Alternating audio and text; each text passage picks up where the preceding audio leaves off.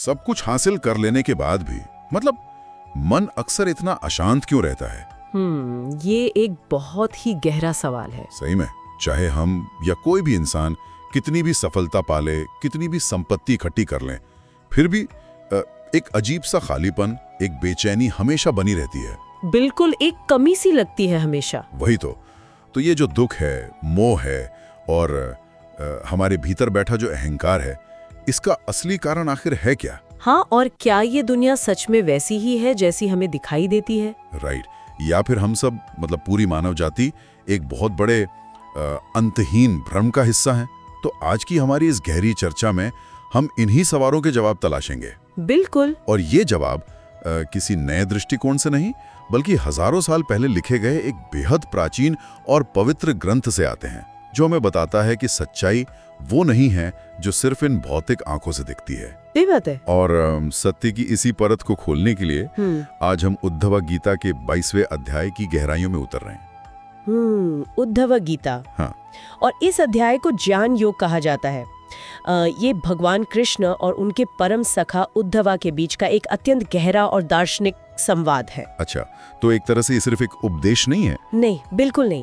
ये संवाद केवल एक धार्मिक उपदेश नहीं है, बल्कि ये मानव मनोविज्ञान, चेतना और वास्तविकता की प्रकृति का एक वैज्ञानिक और आध्यात्मिक विश्लेषण है। क्या बात है। ये समझाता है कि जीवन की नश्वरता क्या है, परम सत्य किसे कहते हैं और कैसे ये पूरी भौतिक दुनिया मतलब महज एक भ्रम है। ठीक है, पर इस चर्चा में आगे बढ़ने से पहले एक चीज स्पष्ट करना बहुत जरूरी है। हमारा उद्देश्य किसी भी विशेष धार्मिक मान्यता को बढ़ावा देना या किसी पर थोपना नहीं है। हाँ, ये क्लियर करना जरूरी है। हमारा लक्ष्य केवल इस ऐतिहासिक ग्रंथ में दिए गए दार्शनिक विचारों का निष्पक्ष रूप से विश्लेषण करना है। हम बस ये समझना चाहते हैं कि हजारों साल पहले रचे गए ये गहरे सिद्धांत आज की इस आधुनिक भागदौड़ भरी जिंदगी में क्या मायने रखते हैं। एकदम सही कहा, क्योंकि ज्ञान योग का ये अध्याय सिर्फ कुछ नियम नहीं बताता, बल्कि ये इंसानी मन की सबसे उलझी हुई ग्रंथियों को खोलता है। और यही बात इस ग्रंथ के ज्ञान को आज इतना प्रासंगिक बनाती है। अगर हम इसके शुरुआती हिस्से को देखें तो वहाँ एक बहुत ही चौंकाने वाली बात कही गई है। वो क्या? ग्रंथ कहता है कि इस दुनिया में किसी की भी निंदा या स्तुति मतलब बुराई या तारीफ बिल्कुल नहीं करनी चाहिए। वेट, बिल्कुल नहीं? पर रोजमर्रा के जीवन में तो इंसान का पूरा दिन इसी बात में निकल जाता है कि कौन अच्छा है और कौन बुरा है। वही तो। लेकिन ये दर्शन कहता है कि ये अच्छा और बुरा केवल और केवल हमारा एक भ्रम है। जब हम किसी की निंदा या तारीफ करते हैं तो हम असल में अपने वास्तविक आध्यात्मिक लक्ष्य से भटक रहे होते हैं। ठीक है, आइए इसको थोड़ा विस्तार से समझते हैं, क्योंकि ये बात सुनने में थोड़ी अजीब लग सकती है। हाँ, लगती तो है। मतलब भला अच्छे को अच्छा और बुरे को बुरा कहना भ्रम कैसे हो सकता है? अगर हम इस भौतिक दुनिया के काम करने के तरीके को गहराई से समझना चाहें तो इसके पीछे का मेन कारण क्या बताया गया? इसके पीछे का कारण है प्रकृति के 3 गुण। ग्रंथ समझाता है कि ये पूरी भौतिक दुनिया प्रकृति के इन्हीं 3 गुणों के मेल से बनी है, सत्व, रजस और तमस। सत्व, रजस और तमस। हाँ, सत्व यानी शांति और प्रकाश, रजस यानी इच्छा और कर्म, और तमस यानी अज्ञान और अंधकार। ये तीनों गुण ना बिल्कुल लाल, नीले और पीले रंग की तरह है। अच्छा, प्राइमरी कलर्स की तरह। एकदम।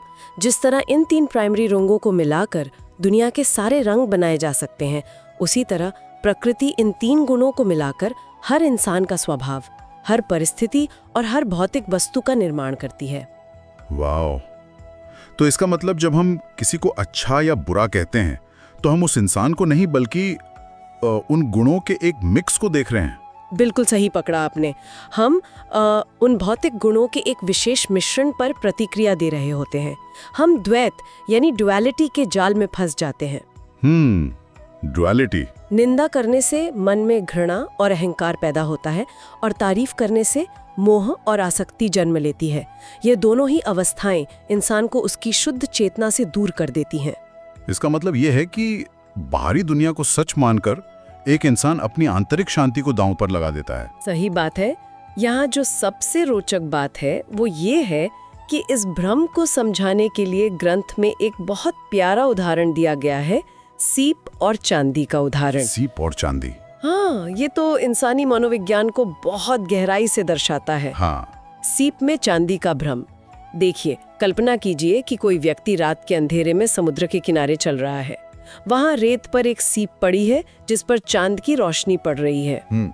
उस चमक को देखकर उस व्यक्ति को लगता है कि वो चांदी का कोई कीमती टुकड़ा है। तुरंत उसके मन में लालच पैदा होता है, दिल की धड़कन तेज हो जाती है और वो उसे उठाने के लिए दौड़ता है। और जब पास पहुंचता है तो जब पास पहुंचकर उसे छूता है तो पता चलता है कि वो तो महज एक साधारण सीप है। अरे वाह! और सबसे दिलचस्प बात यहाँ ये है कि चांदी तो वहां कभी थी ही नहीं। बिल्कुल नहीं थी, वो सिर्फ एक आंखों का धोखा था।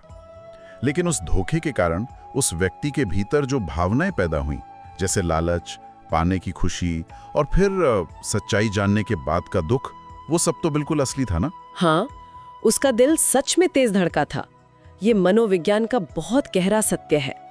ग्रंथ कहता है कि ठीक इसी तरह ये पूरी भौतिक दुनिया, ये शरीर और इससे जुड़े सारे रिश्ते उस सीप की तरह हैं। समझ रहा हूँ। लेकिन अपने अज्ञान के कारण इंसान इन्हें परम सत्य या चांदी मान बैठता है। हम परछाइयों को सच मान लेते हैं और सपनों की दुनिया में जीने लगते हैं। राइट। जब इंसान इन भौतिक चीजों को अपनी पहचान और खुशी का आधार मान लेता है, तभी उसे मृत्यु का, संपत्ति खोने का या अपमान का भय सताने लगता है। तो जो चीज स्थायी है ही नहीं, जो नश्वर है, उसे शाश्वत मान लेना ही दुनिया के सारे दुखों की इकलौती जड़ है। एकदम सही। पर एक बात बताइए, अगर हम परछाइयों को सच मान रहे हैं और ये पूरा जीवन, शरीर और इसके अनुभव महज एक सपना है, तो फिर एक बहुत ही तार्किक सवाल खड़ा होता है। कैसा सवाल? अगर ये सब एक सपना है तो फिर दर्द इतना असली क्यों लगता है? वैलिड पॉइंट है। जब शरीर पर चोट लगती है या कोई अपना हमसे दूर चला जाता है, तो वो दुख, वो पीड़ा इतनी वास्तविक क्यों महसूस होती है?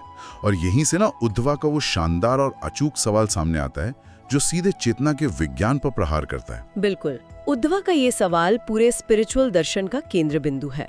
उद्धवा पूछते हैं कि एक तरफ आत्मा है जो पूरी तरह से शुद्ध है, नित्य है और हर तरह के भौतिक प्रभाव से मुक्त है। राइट, आत्मा शुद्ध है। और दूसरी तरफ ये भौतिक शरीर है जो मिट्टी, पानी, आग, हवा और आकाश से बना है। यानी ये पूरी तरह से जड़, निर्जीव पदार्थ है। इसमें अपनी कोई चेतना नहीं है। तो फिर इस दुनिया में जन्म, मृत्यु, सुख और दुख का अनुभव आखिरकार कौन कर रहा है? शरीर तो जड़ है, उसे दर्द महसूस नहीं हो सकता, और आत्मा शुद्ध है, उसे दुख छू नहीं सकता। तो फिर रो कौन रहा है? दुख किसे हो रहा है? सच में ये सवाल तो दिमाग को झकझोर कर रख देता है। अगर आत्मा को कुछ महसूस नहीं होता और शरीर तो बस एक निर्जीव मशीन की तरह है, तो ये पूरा सुख दुख का नाटक कौन भोग रहा है? इस पहेली को ग्रंथ में कैसे सुलझाया गया है?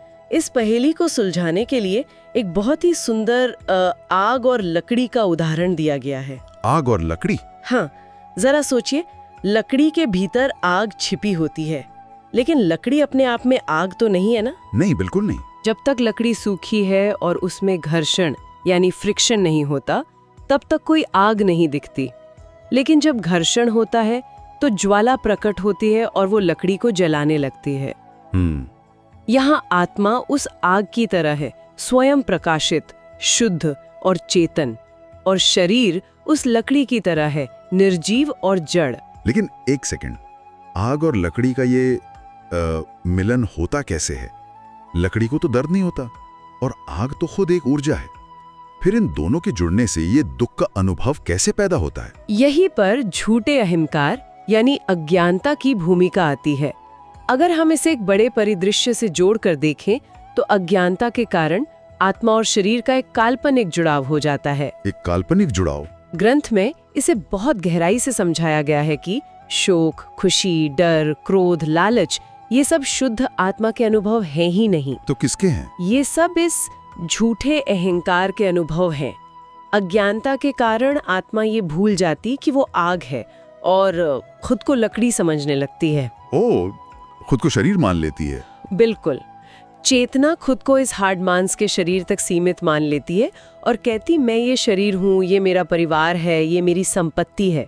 इसी झूठे मैं और मेरा के कारण ही सारे कष्ट पैदा होते हैं। अगर इसे आज के दौर के एक एग्जाम्पल से समझें तो ये बिल्कुल वैसा ही है जैसे कोई इंसान सिनेमा हॉल में एक मूवी देख रहा हो। पर्दे पर तो सिर्फ रोशनी और परछाइयों का खेल चल रहा है ना? हाँ, वहाँ असल में कुछ नहीं हो रहा। लेकिन जो दर्शक वहां बैठा है वो उस कहानी में इतना डूब जाता है कि जब पर्दे पर हीरो को चोट लगती है तो दर्शक के आंसू निकल आते हैं। जब कोई डरावना सीन आता है तो उसकी धड़कन बढ़ जाती है। सही बात है। उसने अपनी चेतना को पर्दे पर चल रहे कैरेक्टर के साथ जोड़ लिया है, जबकि असल में वो दर्शक सिर्फ अपनी कुर्सी पर पूरी तरह से सेफ बैठा है, उसे कोई खरोच तक नहीं आई है। ये बहुत ही सटीक उदाहरण दिया आपने। आत्मा ना बिल्कुल उसी दर्शक की तरह है। वो शरीर और मन के इस नाटक में इतनी खो गई है कि वो भूल गई है कि वो सिर्फ एक साक्षी है, देखने वाली है, भोगने वाली नहीं। वो झूठे अहंकार का चश्मा पहनकर खुद को फिल्म का हिस्सा मान लेती है, और यही अज्ञानता जन्म और मृत्यु के अंतहीन चक्र का असली कारण बनती है। वही तो, जब तक ये अहंकार रहेगा तब तक दुख का भ्रम भी रहेगा। यहाँ पर बात सच में बहुत दिलचस्प हो जाती है, क्योंकि जब ये समझ आ गया कि सारी परेशानियों का कारण ये झूठा अहंकार है, तो अगला सवाल तो यही उठेगा ना कि इस चश्मे को उतारा कैसे जाए। बिल्कुल, इलाज क्या है इसका? हाँ, इंसान इस मोह से बाहर कैसे निकले? इसका समाधान एक बहुत ही शक्तिशाली रूपक के जरिए दिया गया है। ग्रंथ कहता है कि इस भौतिक मोह और अज्ञानता को केवल ज्ञान रूपी तलवार से काटा जा सकता है। ज्ञान रूपी तलवार? और ये ज्ञान रूपी तलवार कोई ऐसी चीज नहीं है जो आप बाजार से खरीद लें या सिर्फ 2-4 किताबें पढ़कर हासिल कर लें। राइट। ये तीक्ष्ण तलवार एक प्रामाणिक, सच्चे और अनुभवी आध्यात्मिक गुरु के मार्गदर्शन से ही प्राप्त होती है। गुरु वो दृष्टि देता है जिससे इंसान जड़ और चेतन यानी शरीर और आत्मा के बीच का असली अंतर देख पाता है। और इस अनासक्ति या वैराग्य को समझाने के लिए ग्रंथ में प्रकृति के इतने सुंदर और सरल उदाहरण दिए गए हैं कि कोई भी व्यक्ति आसानी से समझ जाए, जैसे वो बादलों और सूरज का उदाहरण। हाँ, बहुत ही प्यारा उदाहरण है वो। जब आसमान में काले घने बादल छा जाते हैं तो पृथ्वी पर अंधेरा हो जाता है और ऐसा लगता है कि सूरज छिप गया है या उसकी रोशनी खत्म हो गई है। लेकिन असल में तो ऐसा कुछ नहीं होता ना। वही तो, क्या सच में बादलों में इतनी ताकत है कि वो इतने विशाल सूरज को ढक सके? असल में बादलों ने सूरज को नहीं बल्कि पृथ्वी पर खड़े इंसान की देखने की क्षमता को, उसकी आंखों को ढका होता है। हमारा विजन ब्लॉक होता है। बिल्कुल, सूरज तो अपनी जगह पर अद्विषित और पूर्ण प्रकाश के साथ चमकता रहता है। उसी तरह ये अज्ञानता और अहंकार केवल इंसान के मन और बुद्धि को ढकते हैं, जबकि आत्मा हमेशा अपने पूर्ण और शुद्ध स्वरूप में रहती है। और इसके बाद जो आकाश का उदाहरण आता है वो भी कमाल का है। हाँ, आकाश देखिए हर जगह मौजूद है। हवा चलती है, आग जलती है, भयानक बारिश होती है। ये सब प्राकृतिक घटनाएं आकाश के भीतर ही होती हैं। सही बात है। लेकिन क्या आकाश कभी तेज हवा से उड़ता है, या क्या वो आग से जलकर राख होता है? नहीं, वो इन सब के बीच रहते हुए भी सबसे अछूता रहता है, एकदम निर्लिप्त। और ठीक यही एक मुक्त आत्मा की, एक ज्ञानी व्यक्ति की पहचान बताई गई है। एक ज्ञानी व्यक्ति इस संसार को छोड़कर किसी जंगल में नहीं भागता। वो इसी संसार में रहता है, अपने सारे कर्तव्य निभाता है, परिवार के साथ रहता है, काम करता है, लेकिन वो भीतर से आकाश की तरह इन भौतिक गुणों से अछूता रहता है। एक डिटैचमेंट बनी रहती है। हाँ, वो गहराई से जानता है कि शरीर अपना काम कर रहा है और प्रकृति अपना काम कर रही है, लेकिन मैं एक शुद्ध चेतना हूँ जो इस सबसे बिल्कुल अलग है। जो सुनने में तो बहुत ही शांति देने वाला लगता है, लेकिन क्या? लेकिन जब हम उसे रियल लाइफ में, वास्तविक जीवन में उतारने की बात करते हैं तो एक बहुत बड़ी चुनौती आती है। वो तो है। इससे एक बहुत महत्वपूर्ण सवाल खड़ा होता है, क्या आम जीवन में सच में आकाश की तरह निर्लिप्त रहना संभव है? जब लाइफ में असली परेशानियां आती हैं, कोई गंभीर बीमारी घेर लेती है या कोई बड़ा नुकसान होता है, तब तो ये सारा ज्ञान डगमगाने लगता है ना। बिल्कुल, और यही इंसानी मन की सबसे बड़ी कमजोरी है। ग्रंथ भी इस बात को भली भांति समझता है कि निर्लिप्त रहने का ये रास्ता बिल्कुल भी आसान नहीं है। मन बार बार भौतिक सुखों की तरफ भागता है, और इसी अज्ञानता और प्रयास के बीच कई लोग क्या करते हैं, वो योग का, कठोर तपस्या का और सिद्धियों का रास्ता अपना लेते हैं। अच्छा। वो सोचते हैं कि अगर शरीर को ही पूरी तरह से कंट्रोल कर लिया जाए तो इन दुखों से बचा जा सकता है। लेकिन यहाँ भगवान एक बहुत बड़े खतरे की ओर इशारा करते हैं। खतरे की ओर? मतलब जो लोग शरीर को साधने के लिए हठा योगा करते हैं या तपस्या करते हैं, उनके रास्ते में भी कोई जाल बिछा है? जी हाँ, एक बहुत ही सूक्ष्म और खतरनाक जाल। बहुत से योगी कठोर तपस्या करते हैं, अपने शरीर को इतना मजबूत बना लेते हैं कि उन्हें कोई बीमारी ना लगे या वो लंबे समय तक युवा रहें। Physical perfection. राइट। कुछ लोग अलौकिक जादुई सिद्धियां प्राप्त करने के पीछे भागते हैं, जैसे भविष्य देख लेना, पानी पर चलना या हवा में उड़ना। उन्हें लगता है यही स्पिरिचुअल सक्सेस है, लेकिन ग्रंथ स्पष्ट चेतावनी देता है कि जो व्यक्ति सचमुच ज्ञानी है वो इन सिद्धियों को कोई महत्व नहीं देता। अगर इसको थोड़ा आसान भाषा में समझें तो ये कुछ वैसा ही है जैसे कोई व्यक्ति एक बहुत महंगी और सुंदर कार खरीद के लाए, जो कि उसका ये भौतिक शरीर है। सही। और वो उस कार को सजाने को साधने के लिए हठा योगा करते हैं या तपस्या करते हैं, उनके रास्ते में भी कोई जाल बिछा है? जी हाँ, एक बहुत ही सूक्ष्म और खतरनाक जाल। बहुत से योगी कठोर तपस्या करते हैं, अपने शरीर को इतना मजबूत बना लेते हैं कि उन्हें कोई बीमारी ना लगे या वो लंबे समय तक युवा रहें। Physical perfection. राइट। कुछ लोग अलौकिक जादुई सिद्धियां प्राप्त करने के पीछे भागते हैं, जैसे भविष्य देख लेना, पानी पर चलना या हवा में उड़ना। उन्हें लगता है यही स्पिरिचुअल सक्सेस है, लेकिन ग्रंथ स्पष्ट चेतावनी देता है कि जो व्यक्ति सचमुच ज्ञानी है वो इन सिद्धियों को कोई महत्व नहीं देता। अगर इसको थोड़ा आसान भाषा में समझें तो ये कुछ वैसा ही है जैसे कोई व्यक्ति एक बहुत महंगी और सुंदर कार खरीद के लाए, जो कि उसका ये भौतिक शरीर है।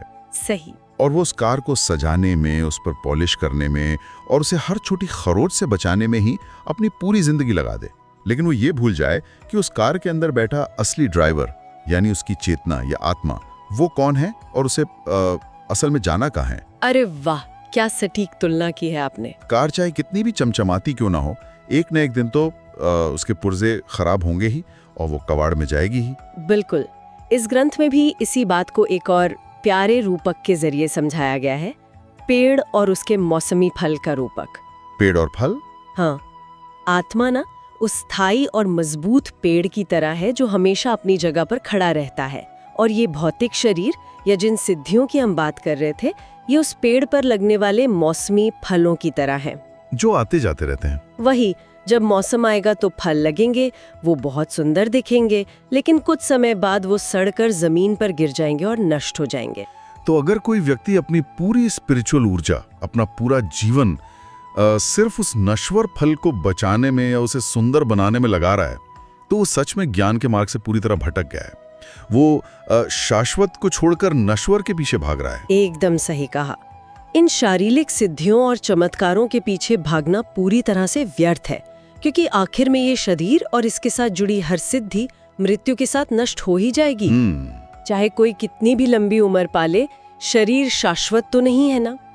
इसीलिए ज्ञानी जन इन सिद्धियों के लालच में नहीं पड़ते, क्योंकि लालच भी तो आखिर अहंकार ही है। बिल्कुल। सिद्धियों का ये लालच एक तरह का सूक्ष्म अहंकार है।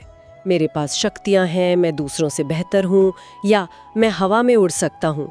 ये भाव आत्मा को उसी तरह बांधता है जैसे धन या संपत्ति का अहंकार बांधता है। अहंकार चाहे लोहे की जंजीर हो या सोने की, वो इंसान को बांधती ही है। सही बात है। तो फिर इन सारे उलझनों, इन सिद्धियों के मोह और इस झूठे अहंकार से बाहर निकलने का आखिरी रास्ता क्या है? इंसान का सर्वोच्च लक्ष्य आखिर होना क्या चाहिए? इस पूरे दार्शनिक अध्याय का समापन एक बहुत ही गहरे और शांत सत्य के साथ होता है। सबसे बड़ा बचाव और जीवन का सर्वोच्च लक्ष्य बताया गया है परमेश्वर की शुद्ध और निष्काम भक्ति। निष्काम भक्ति? हाँ, ग्रंथ ये स्पष्ट करता है कि जब कोई व्यक्ति बिना किसी स्वार्थ के, बिना किसी जादुई सिद्धि या भौतिक फल की इच्छा के स्वयं को पूरी तरह से उस परम सत्य के चरणों में समर्पित कर देता है, तो उसे एक असीमित और सच्ची खुशी मिलती है। सरेंडर। बिल्कुल। सच्ची भक्ति में इतना अद्भुत बल है कि वो इंसान के भीतर से सभी प्रकार की भौतिक लालसाओं को, घमंड को और अज्ञानता को जड़ से खत्म कर देती है।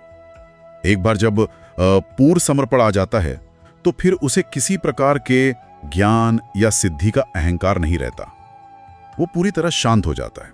तो आखिर इस सब का मतलब क्या है? इतनी लंबी और गहरी चर्चा के बाद अगर हमें इस प्राचीन और विशाल ज्ञान को आज की अपनी भागदौड़ भरी जिंदगी में उतारना हो, तो वो मेन बातें क्या होंगी जो किसी का भी जीवन बदल सकती हैं? देखिए, इस पूरे दर्शन से 3 बहुत ही स्पष्ट और जीवन बदलने वाली सीख मिलती हैं। ठीक है। पहली, दुनिया के द्वैत यानी ड्युअलिटी में उलझने से बचें। कौन अच्छा है, कौन बुरा है, किसने तारीफ की, किसने अपमान किया, इन नश्वर बातों में अपने कीमती ऊर्जा बर्बाद न करें। ये सब केवल मन का भ्रम है, बिल्कुल उस सीप में चांदी देखने जैसा। और दूसरी सीख? दूसरी सीख ये है कि हमेशा याद रखें कि दुख, पीड़ा और डर आत्मा को नहीं बल्कि हमारे झूठे अहंकार को होता है। जब भी दुख हो तो एक कदम पीछे हटकर खुद से पूछें, क्या ये सच में मुझे हो रहा है या मेरी उस झूठी पहचान को हो रहा है जो मैंने खुद ओढ़ रखी है? ये बहुत पावरफुल है। और तीसरी बात? और तीसरी सबसे अहम बात, दिखावटी सिद्धियों, बाहरी चमत्कारों या नश्वर शारीरिक सुंदरता के पीछे भागने से कहीं बेहतर है सच्ची, सरल और निस्वार्थ भक्ति। पूर्ण समर्पण में ही असली मुक्ति और शांति है। सच में ये विचार कितने गहरे और आत्मा को झकझोरने वाले हैं। ये ज्ञान ना इंसान को मजबूर करता है कि वो रुके, गहरी सांस ले और अपनी जिंदगी को एक बिल्कुल नए और क्लियर नजरिए से देखें। बिल्कुल। और इस चर्चा के अंत में मैं एक बहुत ही गहरा सवाल छोड़ना चाहती हूँ जिस पर हम सबको एकांत में विचार करना चाहिए। हाँ, बताइए। आज के इस दर्शन से ये क्लियर होता है कि हमारा ये पूर्ण भौतिक जीवन, हमारे रिश्ते, कामयाबी, बैंक बैलेंस, ये सब कुछ एक रात के सपने की तरह है। तो जरा सोचिए, जब मृत्यु के रूप में हम इस लंबे सपने से हमेशा के लिए जागेंगे तो वो कौन सी एक चीज होगी जो सच में हमारे साथ जाएगी? क्या हम आज अपनी जिंदगी में उस एक शाश्वत चीज को, उस आत्मज्ञान को कमाने पर काम कर रहे हैं या बस सपने के भीतर ही अपने महल सजाने में बिजी हैं? ये एक ऐसा सवाल है जो सच में मन के भीतर लंबे समय तक गूंजता रहेगा।